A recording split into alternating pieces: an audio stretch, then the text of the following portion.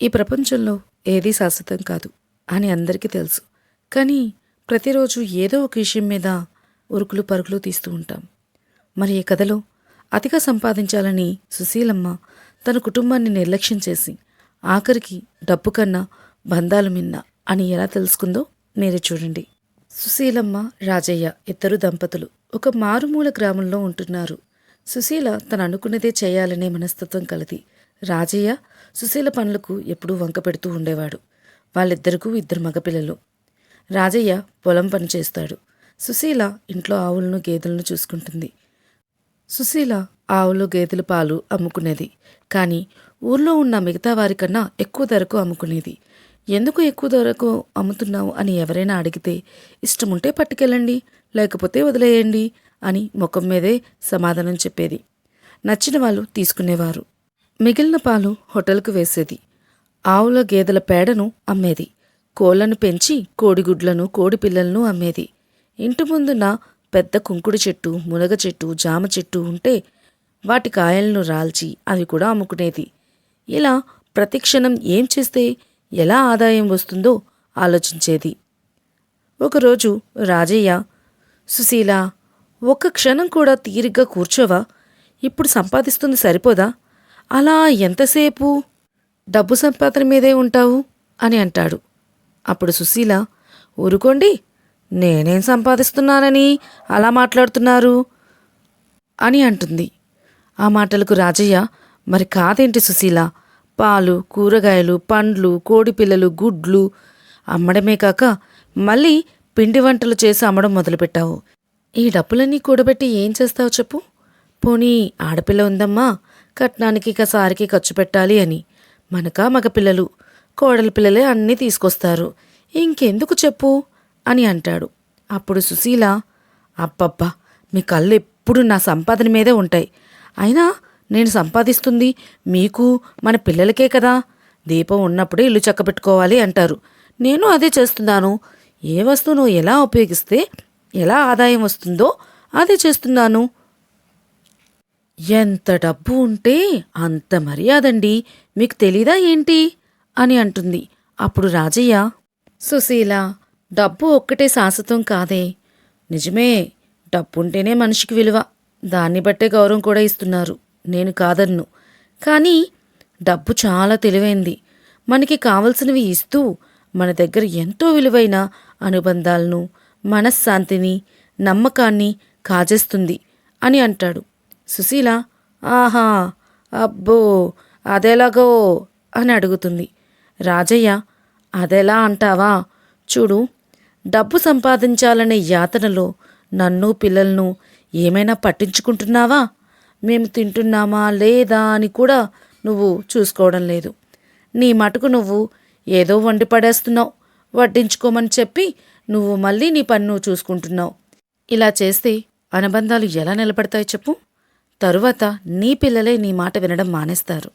ఇంకోటి, ఇది అమ్మాలి, అది అమ్మాలి, ఇది జాగ్రత్త పరచాలి, అది జాగ్రత్త పరచాలి అని నీ మనశ్శాంతినే కోల్పోతావు.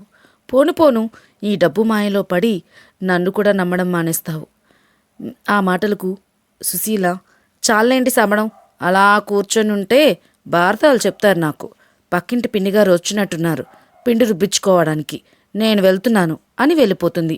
ఆ మాటలు విన్న రాజయ్య, నేను చెప్పినవి భారతాలా? భారతం విలువ తెలియని వాళ్ళు నీలాగే మాట్లాడతారు సుశీల. నా మాటలు పెడచెవిన పెడుతున్నావు, చూసుకో, నీకే తెలుస్తుంది మున్ముందు అని అనుకుంటూ వెళ్ళిపోతాడు. అలా కొంతకాలం గడిచింది. రాజయ్య మాటలు ఒక్కొక్కటిగా నిజమవడం జరుగుతున్నాయి. ముందు పిల్లలు అసలు సుశీల మాటని లెక్క చేయడం లేదు. ఏది కావాలన్నా మాట్లాడాలన్నా రాజయ్య దగ్గరకొచ్చి చేసేవారు. సుశీలకు చాలా కోపం వచ్చేది. సుశీల వ్యాపారాలకు పోటీగా ఊర్లో మరికొంతమంది ఆడవాళ్లు వ్యాపారాలు మొదలుపెట్టారు. సుశీల వ్యాపారం రోజురోజుకు దెబ్బతింటూ ఉంటుంది. దానివల్ల సుశీల మనశ్శాంతి కోల్పోతుంది. వ్యాపారం కొద్ది కొద్దిగా క్షీణించడం మొదలవుతుంది. సుశీలకు ఎవరిని నమ్మాలో ఎవరిని నమ్మకూడదో కూడా తెలియని పరిస్థితిలోకి వచ్చేస్తుంది. ఒకరోజు సాయంత్రం సుశీల ఒక దగ్గర కూర్చొని ఆలోచిస్తూ ఉంటుంది. నేను ఇంత బాధపడుతున్నాను, ఇంత దిగులు చెందుతున్నాను, ఎవరూ నా కోసం ఆలోచించటం లేదు. నిజమే, ఆయన మాటలు చెప్పింది పెడచెవిన పెట్టాను. భర్తను పిల్లలను పట్టించుకోకుండా డబ్బే శాశ్వతమని తిరిగాను. ఆయన కూడా చెప్పారు, డబ్బే శాశ్వతం కాదు సుశీల, బంధాలను చూసుకోవాలి అని. ఈ డబ్బు మాయలో పడిపోయి ఆయన్ను పిల్లలను పట్టించుకోవడమే మానేశాను. ఇప్పుడు నేను బాధలో ఉన్నప్పుడు వాళ్ళు నా దగ్గరికే రావడం లేదు. ఇప్పటికైనా నేను బుద్ధి తెచ్చుకోవాలి అనుకుంటూ ఆ రోజు సాయంత్రం రాజయ్యకు ఇష్టమైన పప్పుచారు, వంకాయ కూర, కొత్తిమీర పచ్చడి, అప్పడాలను, మేగడ పెరుగు అన్నీ వడ్డించి కంచాల ముందు కూర్చుంటుంది సుశీల. రాజయ్య పొలం నుంచి ఇంటికి వస్తాడు. రాజయ్య ఎప్పుడూ మే కదా వడ్డించుకుని తింటాం, ఈరోజేంటి కొత్తగా ఇలా కంచాల ముందు కూర్చున్నావు అని అడుగుతాడు. సుశీల అది కాదండి అనేలోపు "ఉమ్, ఉమ్, మాకు వడ్డించేసి నీ పని నువ్వు చూసుకో, వెళ్ళు వెళ్ళు" అని అంటాడు. అప్పుడు సుశీల ఏంటండి అలా అంటారు అని అంటుంది.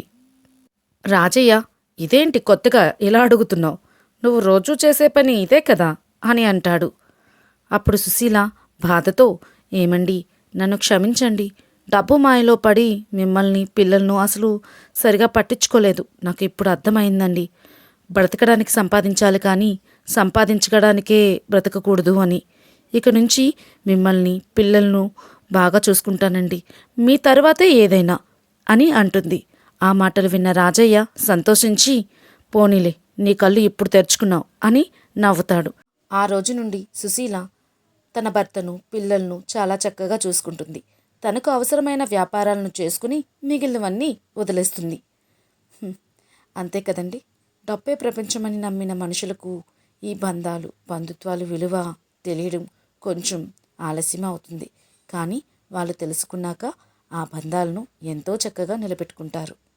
ఈ కథ మీకు నచ్చితే లైక్ చేయండి, షేర్ చేయండి. కొత్తగా చూసిన వాళ్ళైతే ఛానల్ని సబ్స్క్రైబ్ చేసుకోండి. ధన్యవాదాలు.